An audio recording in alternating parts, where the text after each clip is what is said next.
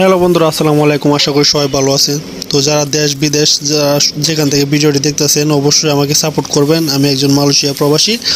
তো এই ওয়েল্ডিংয়ের কাজে কিভাবে আসলাম, কিভাবে এই কাজগুলো শিখলাম, আমার নতুন নতুন অবস্থায় কেমন আমার কাছে ফিল হয়েছে এই কাজগুলা, কারণ আমি তো কখনো এই কাজগুলা করি নাই দেশে। তো আজকে আপনাদের সাথে শেয়ার করি। তো আমার এক ছোট ভাই আমার এখানে আনছে এই ফ্যাক্টরিতে কাজ করার জন্য। আমারও কাজ ছিল না, তো ও অল্প অল্প করে আমার প্রতিদিন আধা ঘন্টা করে দিত ওয়েল্ডিং করার জন্য। MiG welding. তো বড় বড় মেন গেট বানাইতাম। এই মেন গেট গুলো হয়তো এই হলর মাধ্যমে মানে হলর কাজ ছিল, তো না দেখাইলে হয়তো বুঝতেন না যারা জানেন না। তারপর আমার এই আধা ঘন্টা করে প্রতিদিন দিত। দেওয়ার পর 4 দিনের মাথার মধ্যে আমি মোটামুটি ওয়েল্ডিং করতে পারি। মোটামুটি ভাবে হাতটা অল্প একটু মানে হাতটা ক্লিয়ার হয়েছে। এই মুহূর্তে মানে আমার ছোট ভাই যাতে আমার ছেলেটা ভালোভাবে আসে, তো মালিকে যাতে ভালো বলে, এই জন্য আমার ছোট ভাই এই কাজটা ছাইড়া দিয়ে আমার হাতে ধরাই দিছে যে তুমি করো। তারপর আমি করতেছি এই কাজগুলা। তো যখন আমি ওয়েল্ডিং করি নতুন অবস্থায় ভাই, তখন ছিদ্র হয়ে যায়। টিপ দিলে মেশিন টিপ দিলেই ছিদ্র হয়ে যায়। তো হলর মাল পাতলা মাল ছিল, এটা ছিদ্র হয়ে যায়।